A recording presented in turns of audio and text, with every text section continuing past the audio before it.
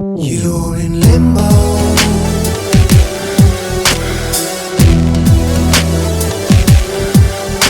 in limbo.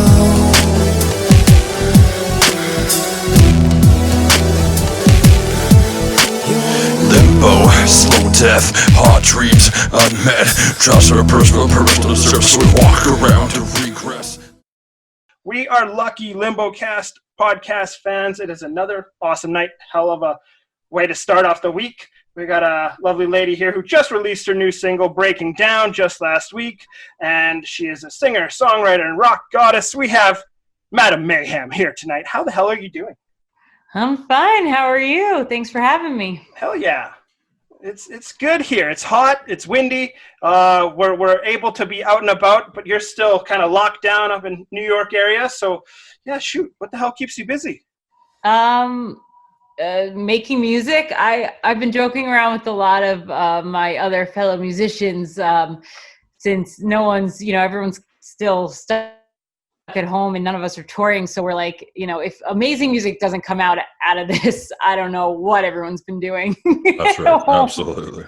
So, just making music, trying to stay connected with fans. I mean, I'm always very active on the Madame Mayhem social media pages just because I love to hang and chat with fellow music lovers, so, my fans and people that that follow us or what we do. So I'm always trying to keep in touch with them and they also keep me sane. So thanks to everyone who's been reaching out to me on social media and saying hi. And if you haven't and you want to, please do. I appreciate you. It keeps me sane. And yeah, just, working on music. I'm really happy I was able to release Breaking Down last week because it was a song that we've really wanted to release for a long time now. And it was really cool to be able to give people, something positive to look forward to with this release, being able, for people, if, just to be able to stream it, if they're not going to download it or purchase it, at least something free for them to have and just stream it and enjoy and rock out to during this crazy time. It's a hell of a song for sure. I've been listening to that one for a while. Yeah, I don't thank you. It's a great song. Have you gotten any feedback on it yet? I know it just came out on Friday, so maybe not quite as much yet. So far so good from what I can see, which is really, really great because I just love the song so much and I love how it came out. And we actually played it a few times live on our last tour, which actually ended only a couple weeks before all of this pandemic started. Right. And fans were really liking it. So that just made us even more excited to release it. And then with everything going on, we kind of paused and we were like, let's just give everyone something new to listen to while whether it's, for our first responders who listen to our music as a thank you, or people who are just trying to stay sane, just for, yeah. Definitely, man. And you brought in some big guns to get this single created. You got Go Wrote It with Brian from 10 Years, produced by Johnny K. This is some solid work. This is, what was it like working with some of those individuals to get this track out? Yeah, I'm very fortunate and I appreciate those guys so much for, working with me. I'm definitely, as much as I hustle, I always feel very lucky that, people like my mentor, Billy Sheehan, who plays bass on this track, who is bass legend. I'm always very thankful that these people believe in me and are willing to, participate in something that I'm trying to create. It's really cool. And Keith Wallen played guitar, which is awesome. And I've co-written a whole bunch of stuff with him as well separately. Awesome. But working with Brian was really cool. It was actually the first time we'd worked together was on this song. And I went to Tennessee and met up with him and it worked out great. I mean, I'm really proud of this song and he was so cool to work with. And so I'm really appreciative to him that he, took the time out of, his crazy schedule to write with me. And then working with Johnny K was awesome. He is awesome. And, he's done so many amazing things. So everyone all around I'm just really thankful. And then my drummer, actually, Jay, he's been touring with us for the past couple of years and he's the Madame Mayhem drummer now. And he came out and he played drums on this track too. So it was really cool to kind of get the same vibe as we did live, with all these awesome all-stars being part of the song, to have someone that has been performing it with me live to kind of get that feel into it, to make it more raw and real was really cool. Yeah. That's awesome. Yeah, has it been kind of difficult, kind of as you've progressed through your albums, through like White Noise, Now You Know, Ready for Me, to kind of establish the feel of, you know, having a, you know, consistent band members here and there? Or how does that work when you're kind of you're the figurehead, and then sometimes there's people that are coming and going? Yeah, I mean, I love my band and I love my guys, and we always try to make it work, but you know, the way the industry's set up, and depending on schedules, like, you know, sometimes other people have to do other gigs. You know what I mean? And we gotta be okay with it. And we're still one big happy family, and we love each other. And, you know, I have my guys, and then I have friends of ours that'll step in when needed, you know, like it's, the cool part is we try to keep it as consistent as possible, of course, but like for fans who, you know, have seen us a bunch, they'll be like, oh, which guy's playing guitar? And it's usually one of the like three that they know, you know, like they know, you know, so we try to keep it consistent, just because, you know, we all love each other.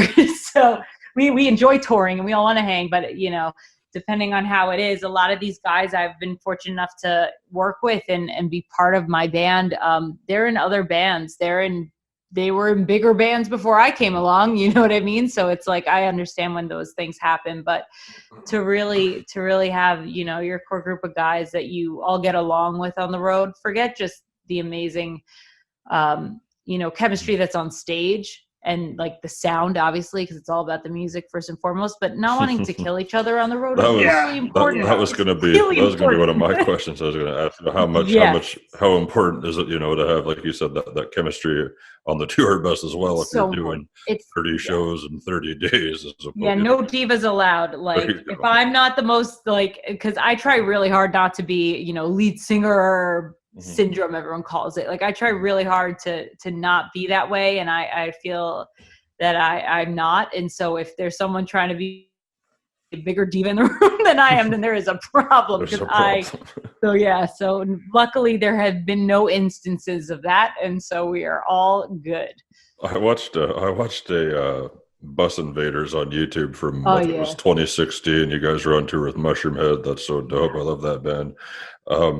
It seems like you guys keep pretty busy on that bus anyway, so I don't think you'd have a lot of time for egos. Yeah, we got lucky on that. We got lucky with that bus too, because that was like a huge bus. We had never been on a bus like that, and we haven't been on one that big ever since. Like that's awesome. It depends on the tour and, you know, sponsors and you know, what makes sense money wise. But that bus was so cool. Yeah, we did a van tour last time because it was shorter distances, and it was just as fun. Really? Awesome. That's good. Yeah. Well, that's good to hear. Like being so close. Curious question: what's like some of the weirdest shit you've ever seen with that situation going on? That's hard. I can only imagine. There's probably a lot of weird shit. Oh, it's not like, the good news is, like with our band and everything, like we're cool. Like everyone is very respectful of everyone, and no one, there are no loose cannons. Everyone knows how to have a good time, and everyone knows when it's like privacy time to relax. So it's like not really that bad, but like just hearing horror stories on the road and then witnessing it as like a third party observer, it's interesting. This is definitely an interesting career path to choose. That's awesome. So I guess that's a good segue. What made you get into music? Who were some of your inspirations to want to do this? Well, I've been singing since, I mean, as long as I can remember. I know that sounds so silly, but like I've known I've wanted to do this since I was born. Sorry if you hear sirens in the back. We're on a curfew. You know what? I thought it was us. Totally. So I totally thought it was Joey. I live in a shitty city up here, so it's not uncommon. No, the New York is curfew. Yeah, and we started a curfew, so there's just a lot of cop cars outside. But so apologize for that. But that's I've been wanting wanting to do this since forever. And I started actually being a New York City born kid. You tell your parents you want to sing and perform, they're going to, see, hey, you want to do, theater classes or voice lessons or, musical, or, so I started in the musical theater world actually, but I was always listening to rock. My mom started me off playing grunge in the car when I was baby, like that was my baby music. And then as I got older, my taste got heavier and heavier, and then, it just kind of, when it was time to say, hey, what do you want to do with your life? As much as I loved, performing in musical theater and opera and doing all these things, I really wanted to create my own music and make it rock, because that's like, what do I want to listen to when I get in the car? What helps me get through the day is listening to rock music. Right. So it only made sense to be in the genre that I love so much. And then it just kind of happened. Yeah, and I'm guessing, like, really when you go into, music for schooling, there isn't so much of an opportunity to just focus on metal, but classical rock is like basically like classical music is very similar from what, people have told us to metal music with the layering and how complex it can be. So do you find that, that has really helped you develop into the artist that you are today? Oh, absolutely. It is really funny that there is so much in common with metal and classical music. It's very intricate, and there's a lot of skill and knowledge that you really need to study to get a really cool, whether it's a really cool riff happening or it really is very similar. And it was always funny. My parents, they're very supportive, and I appreciate that very much. But, going to school for music, convincing, hey guys, you want to help me out to go to school to learn music? Because what am I going to get with that degree? You know what I mean? Yeah, no doubt. And, but the fact that I can actually apply it to what's happening, because not, you don't have to have a music degree to do what we do. But for me, it's helped a lot. Like, it definitely has made my life a lot easier. So certainly. I appreciate that very much. Yeah. Certainly. That's awesome. Fantastic. Yeah, when you say that about like, yeah, I got a music degree, it's almost like, hey, I got a film degree. Like, there's only a couple things you can take when you there's get not those. many more jobs that are going to be like, so what'd you study? A bachelor of arts degree and all that. Right. But hey, it's working out, and it sounds like, it's definitely helped you become the singer you've become, because, hearing what, you incorporate into these songs, you're such a strong vocalist that I'm totally. Like that had to come somewhere. You can't just have that naturally, or maybe you can. Like what's like? Is there been classes things you've taken? You got to know how to sing on the key, and pitch is very important. I think that you need to have some sort of talent to start with, but you definitely have to train your voice. I mean, there are some like legendary singers, and there are some singers that just have this voice that, if you've asked them, they don't do much. And it's just like, wow, well, you're really lucky. But like for me, all the training, all the vocal exercises, all of the practicing every day it expanded my range for all these years, and now I can hit notes I could never hit before, and I can do really cool things with my voice, and it actually, whatever I started out with, now I'm definitely a better singer. And I think even through all of my recordings, I feel like everything I release, I feel like one, in terms of my personal best, I feel like each song, each new thing I do is better than the last, which is always what we strive for. That's what you want for sure. Absolutely. Yeah. Yeah, and I definitely agree with that. Just after listening to like the albums that were released, like was kind of going through them today, White Noise, I thought was really cool because there was like, sounded like it was more experimenting with certain riffs, that kind of unique sound. It was like really creepy at times. There was like aspects. And then when you get to Now You Know and Ready for Me, that sort of seems to be where you're finding that distinct hard rock sound that has got you where you are right now. Yeah, you nailed it on the head. Because it was cool. White Noise is super unique. I totally recommend people check that one out and just be like, oh, well, I understand how people saw the talent that she has and to where you got right now. It's just a really cool progression. Ready for Me is that's the one I listened to today. I have the other ones added to my things to listen to, of course, but cool. Ready for Me is fantastic. All track to track on there. Like I love your lyrics. And God damn it, my phone just one sec. There was a song on here that I can't remember what it was, but you had this crazy vocal run, your cadence on this one song. I think it was it Original? Maybe That is one of the songs. It's so maybe that was I can't remember, good lord. But I was just like, I was blown away because like your talent shows throughout from track to track. But I believe there was, I'll have to go back and look and they'll DM me about it. But yeah, it was awesome. I want to know which one it is. Yeah, I'm pretty sure it's Original. Cool. Yeah, no, I mean that album was so fun to do. I was working with Corey Lowry on that one, and Clint Lowry was part of that too. And then we ended up touring with Seven Dust after that, with that release, which was really cool. Hell yeah, ain't nothing wrong with that. That's not a big deal or anything at all. Seven Dust are one of my favorite bands of all time. So that's me too. So yeah, that was a really fun time. That's one of my like favorite moments. Is like most of them are surrounded by that album. So. That's awesome. I saw that. I saw a couple of videos of you on YouTube singing "Licking Cream" with Lejeune there a couple times. My God, that was. And honestly, I didn't think I'd say this, but I preferred the way you did it better than the original. What the hell is her name? I can't remember her name now. Anyways, you did better. You did better than the singer. Thank you so much. Yeah, that's absolutely. Very kind. I was actually very nervous. I was very excited because, of course, I was asked, "Can you hit those notes?" And I was like, "Yes." Obviously, yeah. And of course, after touring with them, they found out that yes, in fact, I can hit those notes live. It's real.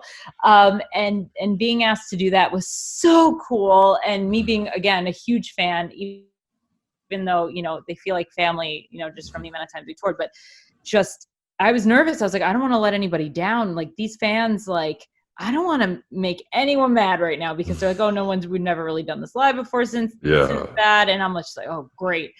So we did it during a sound check and it went well. So then it gave me like the little boost I needed and just went on there and had so much fun. And honestly, the guys were so supportive and my band was very supportive watching. And the Seven Dust fans are amazing. I mean, they're some of my favorite humans, honestly. So awesome.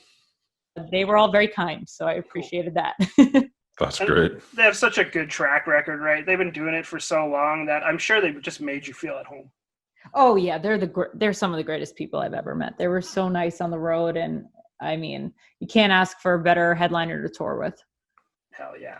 Amazing. And then after all that was said and done, and you started kind of, progressing musically and making some changes, what did you learn? Like, what have you learned since 2012's debut, White Noise? Oh, a lot, and I feel like I'm still learning. I mean, I think I've learned that because I'm also a songwriter, I tend to, you can write a million songs and like, what are the ones that really speak to what, you want your message to be? And what are the ones that you think really hit home the most to you? Because I mean, if you want me to write a song in a totally different genre, I could probably pull that off, but it's not going to be what I want it to be and what, Madame Mayhem is all about. So I think after doing, and you always have to experiment and play with ideas and always changing and being new. But I think each release, I mean, you want to be so proud of what you do. And I feel lucky enough that, with every release, it was my favorite release and it was, the greatest that I thought I could do at that time, and then every time you kind of evolve and then you're even better and you're trying to beat that. And so I think just coming into my own a little more, I think I've always tried to be very honest, but also with telling an interesting story as a performer, but also I think I've been able to, over the past couple of years, just be able to be more real and more vulnerable. Like when I realized some of these songs are coming out, I'm like, I've been rocking out to them, getting them mixed, mastered, co-writing them is hard as well, because you got to like tell someone else in the room all your deep, dark secrets and all the shit that you have to deal with all the time. And, your issues and your anxieties and your insecurities and stuff that have happened to you. But then you release the song and you're like, oh, now the world gets to hear what's going on. That's got to be pretty nerve-wracking for sure. Hey? It is. But, honestly, I feel like the more nerve-wracking it is, like the scarier the song is for me to actually release The in better terms of it is. lyrical content, Yeah. the better it is, and the more people can relate, which makes me feel better, because yeah, I absolutely. don't want to be the only one going through this in life, and I'm not, which is great. So I know a No. lot of people use music so they don't feel alone. But Mhm. for me too, I also don't feel alone when people can relate. So it's great. Certainly. Yeah, I was going to say it's very accessible for people. I think everybody can relate to the honesty in your lyrics for sure. Absolutely. Thank you. Yeah, I hope so. Because if not, then yeah, that's what this rock and metal community really is. Just like, we're one big family, whether you've met each other or not, like all connecting through music and through, whatever times, even if it's not the same exact subject in a song, you can relate, and you can, kind of push through whatever is going on through music. And I think that that's what makes it so special in our community. So I've been very thankful that we can do what we do with the people we get to do it with. Absolutely. Oh yeah, like I don't want to just name drop here, but we were chatting with Max Cavalera not too long ago, and he was saying, similar as to like it's a tribe, man. It's a family. Everywhere he goes, even though you might go to like North Africa and tour, and the people know you and care about you, and it's so surreal to think, there's people everywhere going through the same shit you are. Yeah, they played in fucking Siberia, and it was the same thing, man. Like, it's crazy. That's amazing. and just like thinking about your single now that you released, Breaking Down, it follows the track like Broken, I think it was released last year. Mm-hmm. I'm kind of sensing that theme here, that you really have an approach that's very cathartic and very personal for these songs to get out there for you. Yeah, a lot of the messaging lately has been, whether it's an event in life that's happened or a hard time or a specific person or, group of people or rejection or whatever it is. For me, it's been all of those things that try to get you down in life, not letting it, and that's very hard to do. I'll be honest. Like, you have to just keep pushing no matter what. And that is damn near impossible most of the time. But, writing these songs actually helped me get through a lot of that. And so it's funny, like the lyrics, like when you read song titles, especially a lot of mine, it's like everything's really sad, like broken and breaking down, but it actually has the opposite meaning when you listen to the song. It should be more uplifting. It's very empowering when you listen to it. It's not, I don't think it's like a desperate cry for help or anything like that. No, yeah, thank you. It's very much like a battle cry, Oh yeah, I do a lot of the battle cries. That's where I find my strength, is when writing these songs. Like, totally. Before the song is completed, I start out defeated, and then when you finish the song, I personally feel like I overcame it. So it's you're absolutely, pretty cool you're process. recharged and ready to go. Absolutely. 100%. Yeah, I feel like it's so cool for you to say how intimidating the whole process can be when you're like, these are my deep, dark secrets. And then I share them with somebody who's writing them. And then I put them on the even bigger stage, which is just so wild to think that, you see somebody out there, you imagine they have the most confidence in the world, but getting to know people, they're just like you in a sense. Yeah, I mean, when I'm on stage, I feel like the confidence gets there instantly, just because I feel most at home on stage, and there can be thousands of people and there could be two people, and I'm still going to feel that connection with whoever's, in the room. But when you're just like writing and releasing it, you're like, wait a minute. Like, when you're on stage, you don't remember that you still want to perform and give a show, but you're connecting. So that someone else can maybe feel that way in the room, and you have that energy. Right. But if you're just like blankly doing it, you're like, oh yeah, so people are going to like read these lyrics and gonna be like, what the hell did she just go through? And she's going to have to tell people now, so it's a little scary, but, again, it really helps. I've met so many people that, have gone through things way worse than I've gone through, or who can, everyone deals with things, different things all the time. And no matter the severity of it, it is real. And if you can just, rock out to a freaking badass song and be able to push through it, then, that's what I'm here to do, Absolutely. Hell yeah. Has there been actually any fans specifically that have reached out to you and just said, hey, this shit's been really important to me. Thank you for doing what you do? Yeah, I usually cry, and I'm not a crier. I'll be honest. I'm not a big crier. It's a big, tough New York chick. You know what I'm saying? No, but like really though, it's not even like an act. Like I guess I am sensitive, obviously, but like I don't usually break down and cry often. It's not really my thing. Not my thing. But, you know, especially like there are a few times on tour where people have told me their stories, and I'm just like, you know, I just want to hug them and just tell them how much they mean to me, and it has been pretty amazing. And it's also really scary to have that kind of responsibility as well, because you don't want to, you know, for sure. But at the same time, I tend to take all the bad in the world and try to make it an overcoming situation in all my music and my messaging and my thought process, which is not easy. So, you know, hopefully it'll all be positive. But so far, it's a lot of people have come up to me at shows and told me their stories and how the music can relate to it, and that means everything. I mean, that's why you do it, right? Like otherwise, you're just kind of, I mean, creating music is amazing and cathartic, but then you're kind of releasing it into a void where, you know, no one else can enjoy it or have it, you know, affect them, or even just listen and enjoy. Then what's the point? It's always nice to hear it resonates with someone the way it does for you, for sure. 100%. Yeah. Have you had any very like specifics that have really hit home for you? Obviously, you don't get to say like, you know, if it's pretty emotional, but just a couple things that would really hit home for you. With people, you mean? Yeah, with some of the fans, with some of the people that have said, oh hey, yeah, like all I'm gonna say, there was one, where were we? I was in Indiana. There was a festival there. I'm blanking. It was on the Seven Dust tour. And I got to meet this amazing young girl who was there, and I got to hear her story. I think it was her grandmother that took her to the show, and I just like was so moved by just how cool she was, and just how, like, you know, I obviously am not gonna like share, you know, the personal story, but just everything that was overcome and everything, and just how much she loved the music that was happening around her.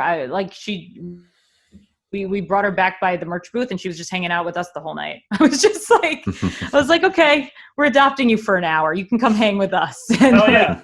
Of course, with parental permission, you know, they were there too. But you know, it was a really cool situation. So, yeah.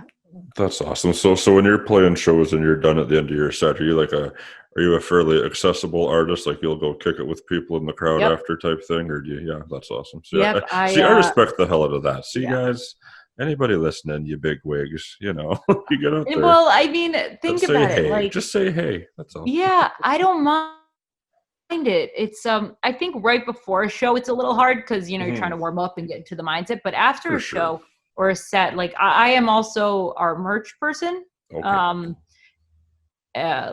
Like almost every single time, but even if I wasn't, or when I'm not, I'm still, as soon as I get off stage, I jump off the stage, I run straight to merch, and then I just hang there and watch if there's other bands after us, like, because most of the time we're supporting. So if there's other bands, I just rock out to the next band, or if we're headlining, I'll hang out there until everything's like loaded up and it's time to go. I mean, I love meeting people and talking to people about music. This is my life, so why the hell not? Wouldn't you want to say hi to the people that you connect with? That's awesome. I respect that, because I worked for years in the music industry doing security for events and stuff like that, and I was always like the last one out type thing. And you know, you see these big guys that they'll give their all on stage and anything like that, and people, there'll be 400 kids that are just losing their minds for them type thing, and there's like, yeah, okay, bye. You know, it's like, I understand. Like we had, say, Sepultura, I had to like escort them to the stage and off the stage and stuff like that. Like bigger bands like that aren't going to come out and kick it, but you know, we had. Yeah, I went to a Sepultura show, and you can't even like get into the crowd for them to even come out. Oh, exactly. Yeah, but we had Classified. Classified's a big Canadian rapper up here, and he came out after his set. He played there one night, and he was just like walking around chilling. It's like he won like 20 Junos and sold 1 billion records and shit, and you're just kicking it. Like, that's pretty cool. Yeah, that's awesome. And those are the big shows that resonate with me. Like me and Joey grew up together, and so when we would go to a show and an artist like or band would come out and hang out, those are the people you remember. Those are the people you want to go spend money on, rather than Bobby from Project Wise doesn't show up, and it's no big deal. You, I just Bobby. hold a grudge Forever. It's a 20-year grudge, Bobby. Yeah. Don't worry, I have a few. Let's hear it. Let's get into it. That's Let's right, hear let's some get the grievances right now. Let's do it. Oh my gosh, I don't even want to. Oh, you Well, can. It's fine. It's a safe space here. Do it. No, but it's embarrassing. Mine's It's not embarrassing. embarrassing. No, It I went to is, the trust me, Backstreet Boys. I was okay. First of all, love the Backstreet Boys, but Fair enough. Me too. Thank you. Okay. I don't feel so bad. But it's not even. So like, what happened? I was like, must have been 10 or so. I was really young. I might have been 10 or 11, and being in New York City, there was TRL on MTV. If you remember. Yes. Carson Daly. I watched it all the time. So I somehow, my aunt knew someone. I don't know how the hell we figured it out, but my brother, who's younger than I am, so he was really young. Like we were able to get backstage. Like we weren't allowed on the set. We were way too young to be allowed on the set. But we got to go backstage. And we met Carson Daly. He was super cool to us, I remember. And then I think it was NSYNC that was backstage at the time. And all of them signed my CD except for Justin Timberlake. He wouldn't do it. There was no one else backstage. It was just this 10-year-old girl, her adorable 8-year-old brother, and the mom. And they were all just hanging out and they were passing it around. And he just wouldn't sign it. I don't know. He might have, my mom always tells me, he's like, you being on the road now, you should understand he might have just had a really rough day. You don't know what was going on. Okay. And I was like, yeah, but I would still sign something if the rest of the band did and I was standing there. You don't, it's like, so like he literally was like sitting in between these guys He's like, passed it to JC Chazé and hey, Lance and Joey Fatone, you take it. Fuck this kid. Like, come on, dude. Yep. He didn't sign it. So I have much love. And I actually got to meet Lance again years later, which was hilarious at a Grammy after party. I got to go to Grammys twice, which was cool. That's cool. And he was so cool to me. And I was like, you don't even know this, but when I was 10, you were really nice to me. So thank you. But you don't think about it. But honestly, and again, like that wasn't even then, that wasn't my favorite genre of music. I wasn't a diehard fan, like I was listening to Korn and like that was my stuff. That's right. So it wasn't even about that. You know what I mean? It was about. It's still the celebrity of it all, though. It's still, Like if I see Britney Spears, I'm still gonna ask for her autograph. Totally. I don't. I'm getting a picture. Yeah, and I mean honestly, but also being a touring musician, I do get it. Like there are some times where you have your limits. Like if there's a crowd of people and you have to get on the bus because the bus has to leave and you can't get to everyone, I always try to get to as many people as I can. I'm never going to intentionally not do something because of actually that situation. I was like, I'll never be like this. I will always go out of my way. And it really changed me. It really did. That was the moment where you're like, you know what? I'm going to get fucking famous and I'm going to go tour with Mushroom Head and Seven Dust. Yeah. Justin Timberlake can suck it. And I'm going to sign CDs. Yeah, there you go. So thanks. But that was really what it was. But it was like, but now sometimes I feel bad. Like if I miss someone unintentionally, of course. Like, yeah, but you'd never look a kid right in the face and pass your CD. Yeah, that's when it's not okay. Bye. So yeah, I hope everything was okay with him that day. I don't wish ill on anyone, but I am so bitter, I swear. And it's so messed up because who cares? But I care. I care now. I care. That's right. That just makes us, we're going to have Justin on the We're going to get Timberlake here. We're going to talk to him. Have him explain himself. God damn it. Yeah, right? Meanwhile, any other like rock or metal guy I've ever met, even if they seemed like the scariest human ever at the time, are like the coolest, nicest people ever. Just 100%. Saying. Like, who seems fucking crazy cool anytime I've seen Zach Wild. He looks scary as all shit, but then he's just like awesome. I've never met him. His arms are huge. It's like bigger than my head. I posed for a photo with him. You can't even see my head because he's awesome. That's deadly. Well, what's it like for you being a female in like such a male-dominated industry? Not just music in general, like metal, hard rock music. You're just like a lone wolf out there. Yeah, I mean, there are more of us. It's just they're starting to become more known slowly. You guys is awesome. Yeah, exactly, for sure. I was gonna say, like, if you look around now, like it's a lot more prominent than it was even probably 10 years ago. I would say for sure. Yeah, but there's definitely still there's definitely always going to be problems. Luckily, like at least on tour, my band and my crew, they treat me like a little sister, which I appreciate. And so I'm always protected. No one's leaving me alone anywhere. So in terms of safety, especially with the outfits that I wear on stage, you don't want to just be wandering outside of a random music venue in the middle, Well, I've seen those Middle of spikes nowhere, on there. You right. can handle yourself with Yeah. them Oh gloves you yeah, got, see, for sure. everyone always asks why I wore. Oh, well, like because I wear them a little bit less sometimes now, but I still have them, and I bring them with me everywhere, and everyone's like, "Why was that your choice?" And I said, "I love jewelry that can double as like self-defense. A weapon, yeah. Like I'm never gonna go at you with it, but like please don't come at me." So Yeah. it's a little extra defense, but industry-wise, it's been a little better, I think, now. But I have noticed, especially, a few years back, starting out, like for certain festivals and things, when you sometimes when you submit, they're like, "Oh, well, we already have like X amount of female fronted bands." I was like, "Yeah, and you also have like 80 dude bands." Yeah. What's I don't one more? understand. Like, So there are sometimes still those kind of things where like it's pretty frustrating because it's like I get excited if I see another chick on the road. I don't care if she's the singer or crew or whatever, because as much as I love my boys and like, I hang with the guys and I can hang, like it's nice to see another girl out there, like girl power, literally. I get excited. So the more chicks that come out and, rock out, I'm very, very supportive and very happy about it. And I just think it's just a little hard to be labeled as a female fronted band, even though that's obviously what we are. But it's just because I happen to be a chick. It's not because we did that for a reason. I'm a singer and I love rock music and I am a woman, and that is, so I don't know when it will change where it won't matter how many girl bands are on a bill or how many girl bands, for a festival. But I hope one day it doesn't matter, and I hope it's just about the music. Sometimes you can use it to your advantage, I'm not gonna lie. but most of the time it sometimes seems like an extra niche and an extra disadvantage. And I never want it to become a competition.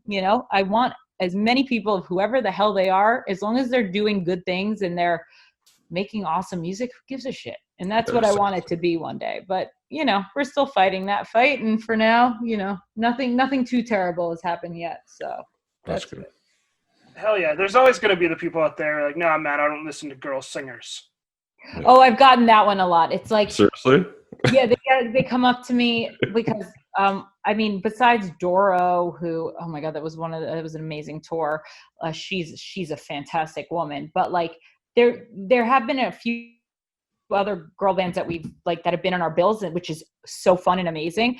But most of the bands we've toured with are all male bands. And so some of the fans, if they've never heard of us before, they'll come up to me at merch and just be like, "I don't usually like girl bands. I think, female fronted bands are terrible, but I love your voice and you're good."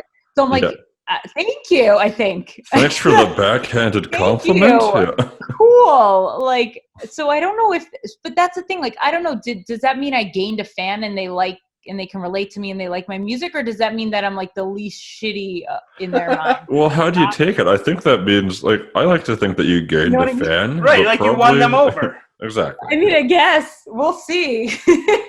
But if yeah, those that streams always pick up. Yep. Yeah, for sure. And I'd take it as, hey, you won them over. And what do you think it is that wins those people over that are maybe just second guessing you or questioning what you bring to the table? Honestly, I'm very proud of our live performances. I don't want to sound cocky, but we freaking work for those, and they're freaking fun, and we can all play our instruments and sing live. That's it. There's only so much, glitz and glam that's going to go on, and then, fans will find out real quick if you can do what they hear in the recordings, Absolutely. So, the best compliment I ever get is, you guys are so much better live than even the recordings. Like that's what you want to hear. But then That's it's like, what you want to hear. Hell yeah. So, That's definitely what I like to see. I know I have favorite bands that are on CDs. I've seen a But couple suck live. Oh, fuck. Sorry. Unfortunately, I love 36 Crazy Fists. Absolute worst concerts I've ever been to. Suck so much ass. Fuck you guys. Oh, horrible. But I love the CDs.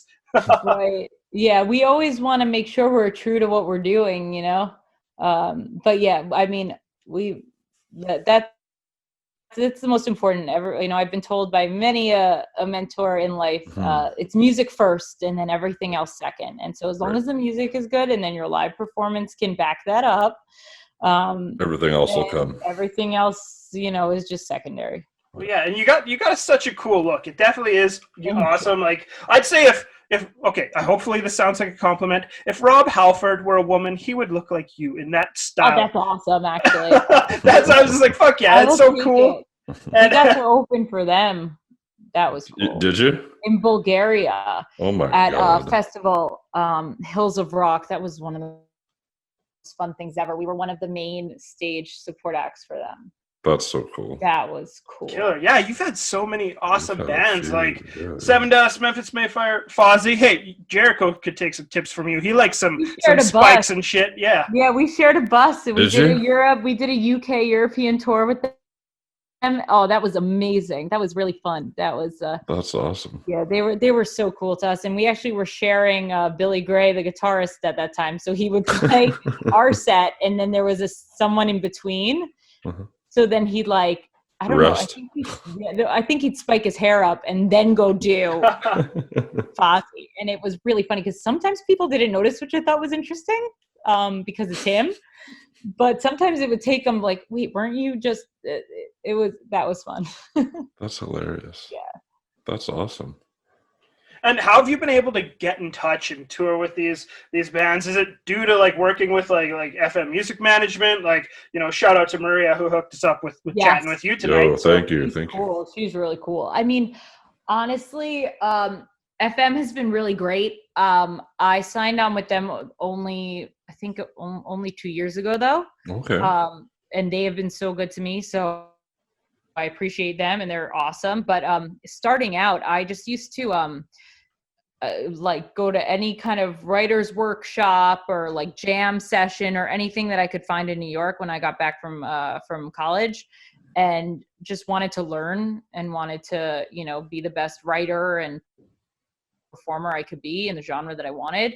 And so through that, I met some producers that had worked on bigger things and, they liked my voice, thank goodness. And, then you meet other people, and then through that person, you meet another person. And so I was fortunate enough to meet enough people that believed in me, which the amount of people who believe me versus all the people that didn't, because it's not that easy, you get I still every day, but the few people that did really believe in what I was doing and, trusted me and what I wanted to create, and then introduced me to their friends who were in these bands and knew these people. And, and then you try to get an agent, and then you try to get a manager, and you try to get a label, and then sometimes it sticks, sometimes it doesn't. But, the musicians in the world, if you connect and you kind of have similar messages and you guys enjoy rocking out together or writing together, then those are your friends for life, no matter what band they're in, or what their status is. So I've just been very fortunate to have friends and mentors that don't mind hanging out with me sometimes and writing songs with me and taking me on the road or whatever it may be. But yeah, that's how it was before, more recently. And now it's submitting, and whoever gets, whatever bid it is first, or, everyone's trying to now no one's touring, but everyone's trying to get on all the same tours. So you just kind of got to see what it is. Absolutely. Grind and put that work in. Who would you like to tour with if you had the opportunity? Ooh, that's good. There's so many. It's really, really crazy. I would love to do, and I know we were just talking about female fronted and how I hope to go away from that someday, but I would love to do an all women nice. Kind of tour. Hailstorm would be amazing. Evanescence. Oh my God, that was my favorite growing up. And anyone like that, or honestly Metallica is one of my favorite bands ever. So dreams, play Madison Square Garden in New York City opening for one of my favorite bands growing up. That would be pretty cool. That'd be cool. Take it, or I don't know, even Lovely Disturbed. I mean, they were very influential on me. David Draymond's like voice and everything as well. But just their first and second album. Sorry, David. Do I get to pick like living or dead? Because Yes, anything, whatever you want. Soundgarden. Oh yeah, absolutely. Chris Cornell's one of my biggest influences. So That's that good. hurt me hard, Mhm. like, real bad. Absolutely. So yeah, that would have been fantastic. Yeah. Yeah. Yeah, for Yeah, sure. and I know you said like when you're a little one, you listen to grunge from mom, but what other bands did you also listen to like that have been, aside from just influential stuff you really liked? You said Korn, I know, and then Breaking Benjamin was a huge influence. Oh, that's awesome. So just having Keith, who is the guitarist in the band now, being able to write with someone who is also working with a band that I admire and listened to growing up was really cool. I was like starstruck for a minute. Oh, totally. I was going to ask, how cool It's is that? really hard, trying to like pretend like you're a peer of someone and really you're a really big fan. That's like my life. It's like, oh no, it's fine. Like I'm cool. What are you talking about? I still listen to that first Breaking Benjamin album. Oh, amazing. It's That's so good. Classic. So good. Polyamorous, man. That's a jam and a half. That's right. You're goddamn right it is. I don't give a shit. But yeah, I don't know. I have like a lot of influences. It's weird. Like anyone, like Alanis Morissette, and which is like not even that heavy at all. Hey, but, she's like, a strong Canadian so bitch. Strong Canadian woman. Yep. Yeah. I've noticed I've been covering a lot more of her songs lately while we're in this hiatus. So like on YouTube, I covered song. There's like 2 Alanis songs on there, all in the past couple months. I'm just like, maybe I should change it up. But oh my god, I love her stuff. Do you have any Evanescence covers on there yet? No, but I should. You should do Going Under. I was thinking about that before I jumped on here. I was like, you should cover that one. So I actually got to cover that with Billy Sheehan. We were doing this charity thing years ago when I first met him, and we got to do that song. Nice. At the Playboy Mansion. Whoa! That was fun. What a weird setting. Well, Like that's I know it was. Everything was. I was definitely wearing the most clothes in there. I was fully dressed, but it was a really fun event. But that was the song that we chose, and then I used to audition when I came back from school while I was still trying to create, Madame Mayhem and working and writing my first, few songs for this project. When I was auditioning for, Broadway shows, things like that, there was a lot of like rock Broadway shows that were happening, and so I would actually audition with that song too. Nice. So maybe it's time to bring it back and put it on YouTube. That's a really good idea. I'd love to hear that. Hell yeah, I love a good cover. I'll see what I can do. Nice. So, that'll be fun. I love a good cover. Has that been something you've been doing more of now, unfortunately, but also fortunately with the way the world is, just using more stuff on social media, doing some covers, doing some, I don't know, live acoustic stuff, whatever. Yeah, it's definitely, usually when I was like home from tour, I was either just working on the next, music. And even though I was trying to stay as active as possible on social media, like I wasn't posting as many things in between in terms of videos of covers or things like that. But now that we're all home and stuff, it's fun for me to do. And then I share them, and hopefully it's fun for other people to watch it. And so I have been doing more of that. And there will be way more of that to come until all of this is over for sure. That's deadly. Like I said, you nailed Uninvited. That's like my favorite Alanis Morissette song. So kudos to you, friend. Kudos. Killer. That'll be sick. So is there going to be more singles to come? Obviously, like Breaking Down just dropped, and like we're going to ride that one out for quite a while. But what's the plan? Is it more singles, or just kind of do that, get an album out in the near future? So we were figuring out what we were going to do right before this. There are a couple more songs that are completed. Nice. So I will save that. Awesome. And yes, we are thinking of releasing another one, maybe one of my favorites, Ooh. maybe ever, Holy shit. in, I don't know when, hopefully in a couple of months, if, all goes as planned. We'll have to see, what happens in the world. But there are a few songs that are done, but we wanted to write more and kind of, I'm a big fan of full length albums. Yeah. Even though I know singles are the thing now, I love them myself. I love to tell the stories through them. So I would like to have one. But if, obviously we're writing a ton now, but if we can't all get in the studio together, since most of us are New York City based and we're all kind of stuck apart, if we can't do it sooner rather than later, then maybe we'll release some of the ones that are already done just to give, people something to listen to. And then, later down the line, get a full album out.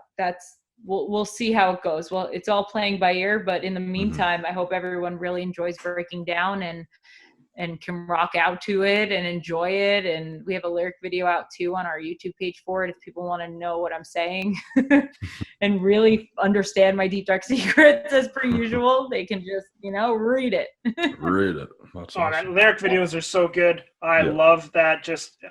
I watch fucking TV with subtitles on. That's just my go-to. Me too. Yeah, me too. But also, like, is there gonna be a music video as well too, or is that shit that people even use anymore? Like, it seems like lyric videos. We wanted to, but I couldn't go. We were actually thinking of go. I recorded these few songs that we completed in Nashville with Johnny K, and we were thinking of going back to Nashville to shoot a video, and then this happened. And flights obviously weren't happening, and for safety reasons, none of this was happening, especially me being in New York City where it's all still happening. So we figured for this release, we didn't want to postpone it any longer, and we wanted to give everyone something. So we just made a lyric video for this. I think lyric videos are really cool and really important because sometimes people will post a lyric video up there and it's not the artist who did it and the lyrics aren't right.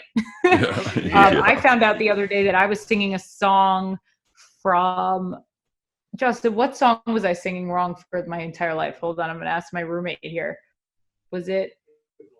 No, I think it was like Newfound Glory. So there was some song from like the pop punk. My Friend's Over You, and like. Oh, okay.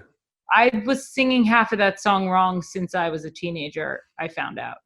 So like it's important for lyric videos, especially from the artist, to come out because then you're really, telling the real story. But I think music videos are really fun if they tell a story, like real music videos with little stories behind it, or just cool watching the band rock out to the song. I think it's fun. So I hope we can soon, figure out a way to do it and get some actual fun content out for everyone, not just me sitting in front of my keyboard, which is still fun, but I was gonna say videos, that's still cool. Yeah. They're still fun, but just getting a real video out would be great. Hopefully we can make it happen. We'll have to see how the world pans out, Yeah, Jesus, see what's left, eh? Yeah. It's just the way media is consumed, right? There used to be MTV. There used to be MTV2. We got Much Music up in Canada. That's where you would watch videos. Now people just release them straight online, and the quality sometimes isn't there as well too. So it's just different. And how would you say things have changed since 2012, like in the music industry, that you've noticed? A lot. I mean, and it was, I was being told then how much it had changed since before. So like, but I'll be honest, the amount that it's changed in the past few months is even more significant than it changed over the past few years. Right. Because being a rock band, especially when you're starting out, like your number one thing is touring, right? Like that's, especially in our genre, rock and metal genre. Yes, social media and internet is very important because that's how you stay connected.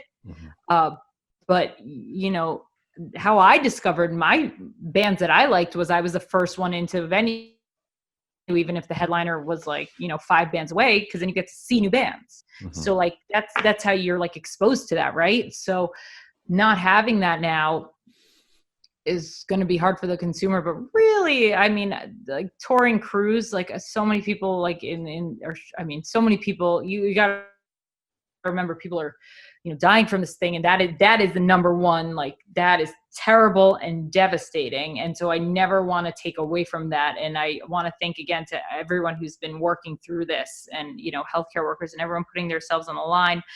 But like, music industry, like, what are you going to do? Like, what's the stage manager going to do if we can't get on stage, And so that is something that the music industry still needs to figure out, because we can do as many live streams as we want, but how are we going to make it work for the industry to still survive?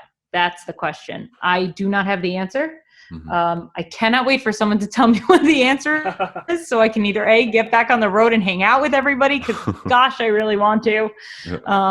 But we'll just have to wait and see. And I think we're all just figuring it out. Like, I don't think I've ever figured it out, and I don't think I ever really will. But as long as there's an outlet, like cool guys like you who do interviews like this, who can, share new music to the world, that's what it is. That's what it is. And I appreciate it. Yeah, well, you got that community behind you, and I think Absolutely. It's so like advantageous to like a career like this, that it sounds like when you're in the music industry, you can just connect with so many people that, okay, maybe one door closes, but another 5 opens up, and you can, reach out to other individuals. Yeah, you got to pry those doors open. You got to like ram into those and just make sure they don't. But then if they eventually close, yes, there's another one. There's another one. You got to like push into the doors with all your might. But yes, that is correct. Cool. The cards don't just fall and things happen. Obviously, you got to put the work in, and it sounds like, you have been for the longevity of it, aside from just going to school, doing stuff and getting education, putting in work with albums and meeting and connecting, and then getting like mixed up with FM music management. So cool. Like it's just a progression, and you're killing it. You're doing a lot of work, and I'm glad that, you're very uplifting, and you can kind of give some pointers to those out there. And what would you say to people who are looking at getting into this industry if they're brave enough to do so? Really love what you do. Like, this needs to be your passion. I mean, like, for me, there were so many times where I've been, put down to a point where, like, you feel like you're kind of like a little bit of a masochist in a way. You're like, this is terrible, but I love what I do so much, and I love performing. I love singing. I love sharing my music with the world. I can't do anything else. This is my life. This is all I ever want. If you have that drive, don't ever give up. Do not let anyone, I don't care if it's like the label of your dreams, I don't care if it's like a band, I don't care what it is. If this is what you need to do, because that's what I feel in my gut, there's nothing else I'm going to do. This is it, no matter how it goes.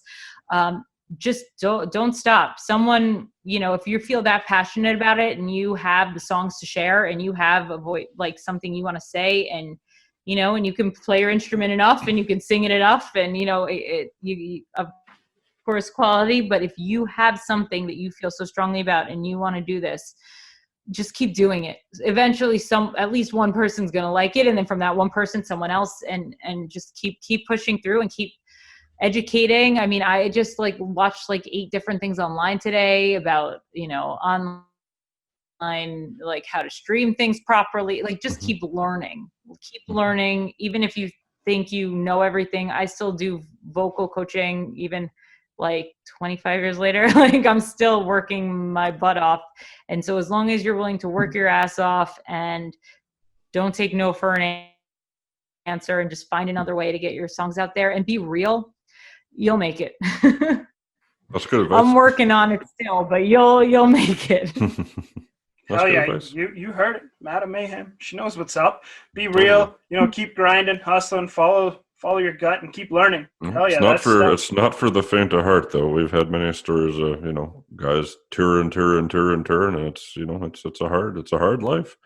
You're gonna find out real quick if it's for you or not, for sure. Exactly. Yeah, you're never gonna love all of it, but as long as you love the actual music part, that's what matters. Right.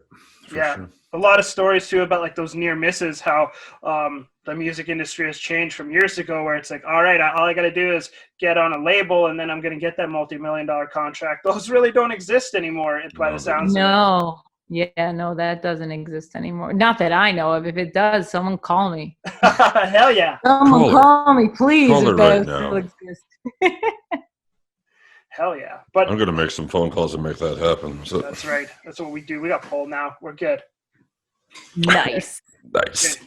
I don't know. Joey, you got any more specific questions or is it time?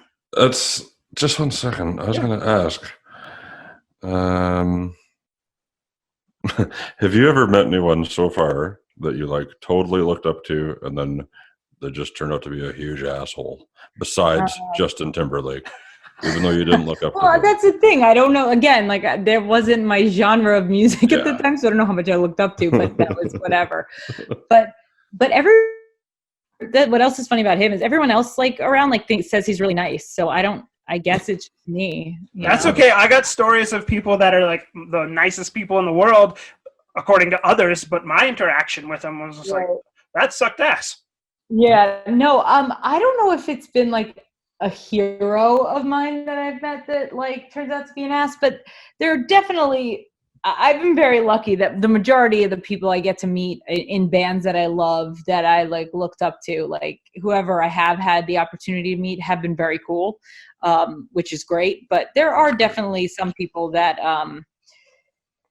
are just assholes, and you're like, how did that person, like, how can you, and then you just erase them from your mind and you just don't ever think about it ever again. That's what I like to say. They're not worth the energy. But fortunately, anyone who I've ever really respected or thought I did, or thought was my hero or whatever it was, they've turned out pretty cool so far. So I'll let you know. I'll have to get back to you if You'll I have to come back on anytime you have that crushing realization sometime. Yeah, where like, I've definitely, I've met a few assholes in my time, but not anyone that like, was so disappointing that not everyone already knew I found out James Hetfield's a total dickbag. Fuck him. I feel like I might cry if he was, That's like, what I want to know. That's the stuff I want to know. The only person that made me cry, except for my like few fans that have told me that they like my music. I think Hetfield might make me cry. There you go. I know that's not your thing, but that would be the one. Hetfield being a dick. Okay, we'll keep that'll do it. Someone bring out a camera. It's going to happen. Okay, right on. Well, that's awesome of you to tell us all these kick-ass stories, but I think it's time. Is it time, Joey? It's time for our segment. We break people in. What's called Quick Hits. What is Quick Hits? It's a whole lot of quick-hitting questions. Yeah, that sounds dumb, but they're more or less yes or no. Don't take time to think about them. You can elaborate on them if you want to, but you don't have to. It's funner that way. So we're going to go right into it. You ready? Maybe. We'll find out. Okay, easy one. We'll start off. Coke or Pepsi?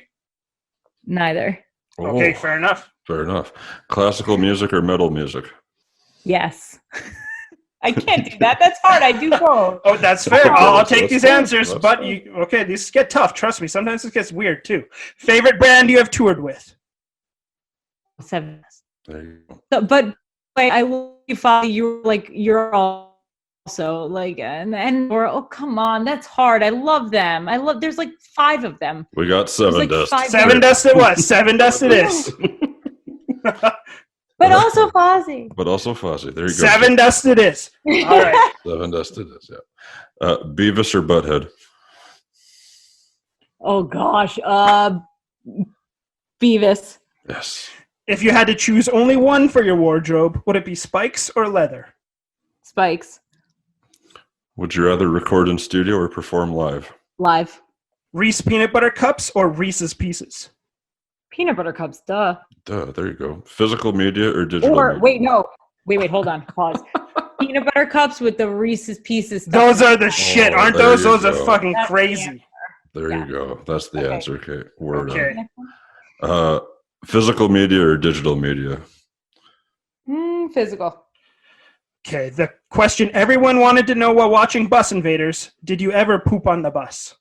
No, you're not allowed to poop on the bus. But doesn't mean people don't. No. Yeah, but then someone's got to get that thing out, and then you can't use the toilet, and then the whole tank, and then you got to pay for that. Oh no, no pooping on the bus. That's like rule number 1 on a bus. Perfect.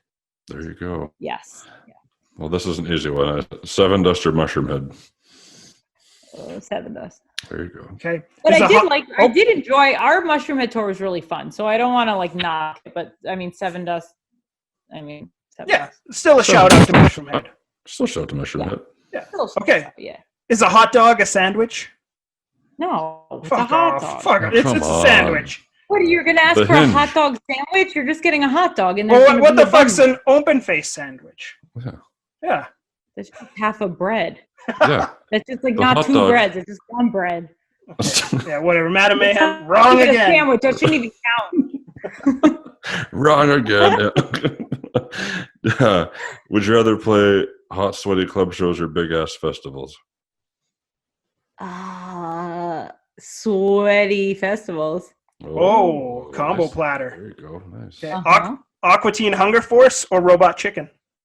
Robot Chicken, but Aqua Teen Hunger Force is my second favorite. So it goes Robot Chicken, Aqua Teen Hunger Force, and then Rick and Morty. All three are the things I watch like ridiculously every night. And then Bob's Burgers too sometimes. Family I Guy love sometimes. Bob's but Burgers. Thank you. But And- oh and my I- God, Robot Chicken is amazing. And I've never watched Rick and Morty. I apologize haven't to either, bro. everybody, You but have I haven't. to. I I have know not. so many people love it.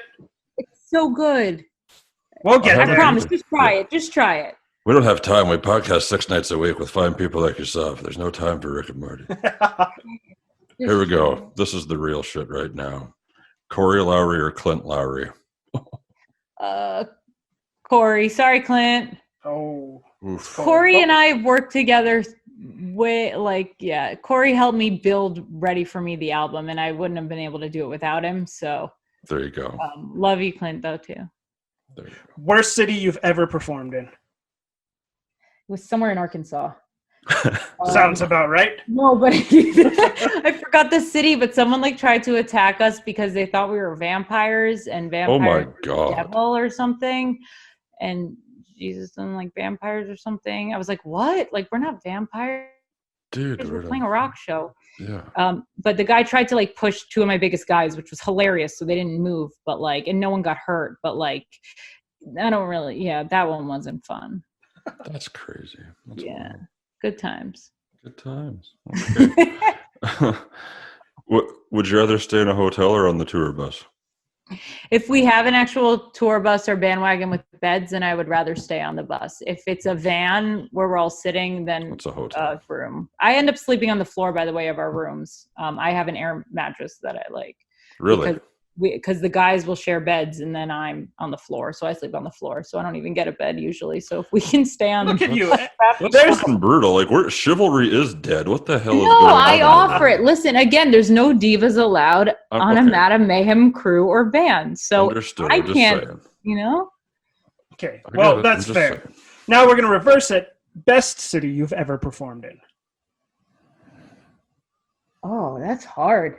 I mean, I would have to say like hometown, obviously, but I must say like Machine Shop, Flint, Michigan is always amazing. Nice. And I had the most amazing time ever in Bulgaria actually playing that festival. So There you go. I have multiple answers. But, yeah. That's fine. Would you rather watch movies or listen to music? Music always, even though I do like movies, but music. Okay. And okay, what's the worst comment someone on YouTube or social media has ever said to you? Oh, there's too many. I don't even know. I try not to read them too much. If it starts to look like it's about to be a bad comment, I just don't. I'm like, nope, not here. I'm going to pretend like this doesn't exist. We're going to move on. And I'm just going to talk to the people that do like me, yeah. that are not mean, because bullies are the worst. That's And so it's funny. not worth it. Like, No. if you have to go out of your way to literally type something mean to someone you don't know, then you Yeah. really need to find better hobbies. That's right. Hell yeah. That's what I think. Yeah. Yeah. You could think it in your head all you want, but like you actually had to take the time to write it. Yeah, And you then got to post be a it. special kind of And then dick ass. if you like something, I always encourage encouragement. If you don't like something, then just move on. That's you know. But obviously you like- made enough impact on them that they had to take time out of their meaningless life to sit there and say, hey, wait a minute. Right, and unfortunately, it's I not- don't have the time to indulge it, or Yeah. like again, as I said, if it starts to look like it's going in the wrong direction, I didn't finish the sentence, so I don't know what they said.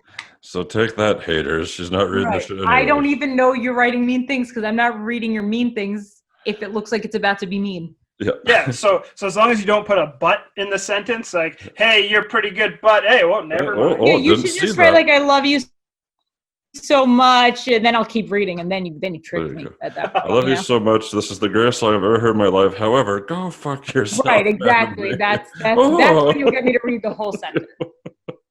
Yes. Oh, this is the last one here. This is a longer one, I guess.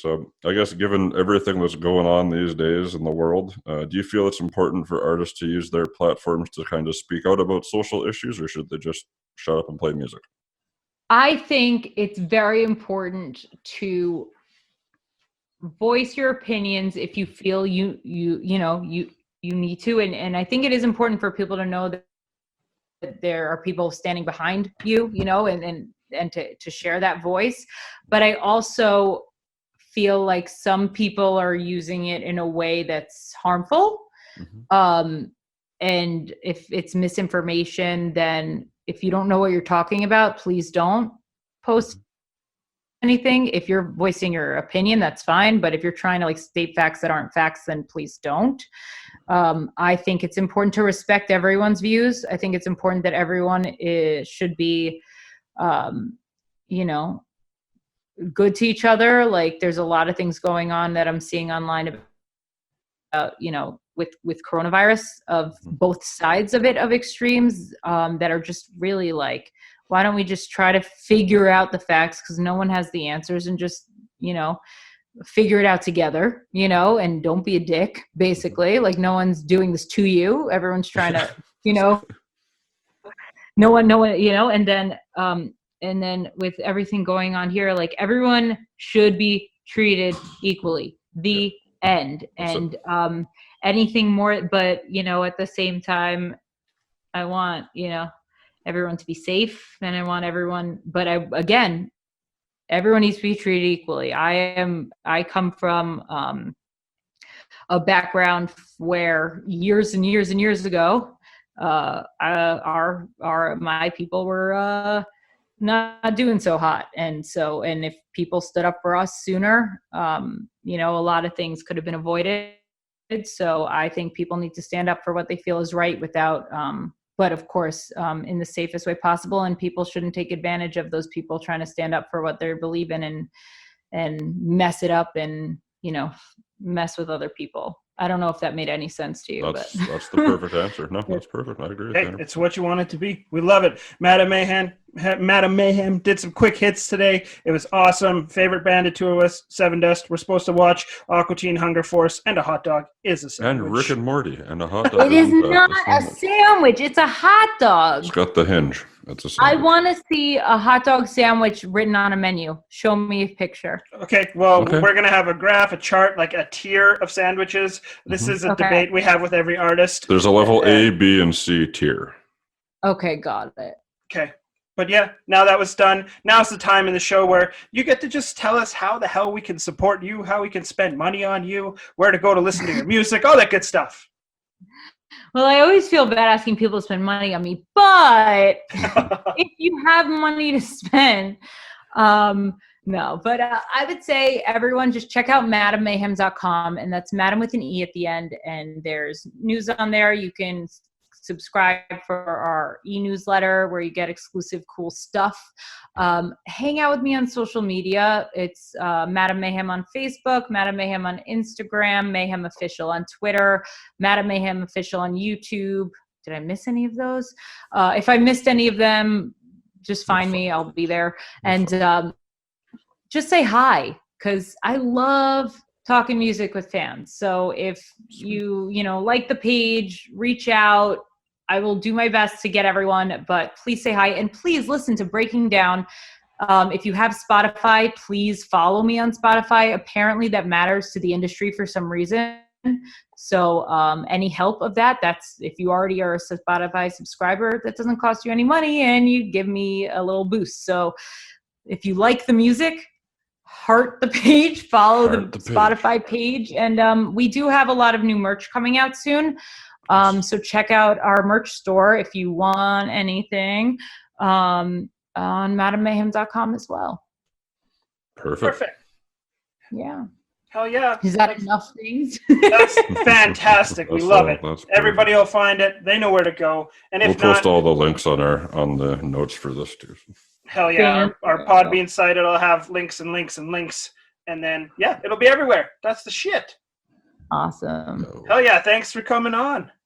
Thanks for having me. You guys are fun. Awesome. Hey, we like that. Told you. That's what, I told you it would be a little more fun than most boring shit. I like it a lot. Let's do it again soon. Hell yeah. Anytime. Let us know. Awesome. Perfect. Fuck yeah. Stay safe out in there in New York. Thank you. You too. All right. All the best. All right. Take Bye. care. Bye. Awesome. Awesome. Hell yeah. Another one down. Madame Mayhem. Gorgeous. Mayhem. Beautiful. Madame Mayhem. You find her everywhere. Everywhere. Awesome. What a girl. So yeah, she hasn't pooped on the bus.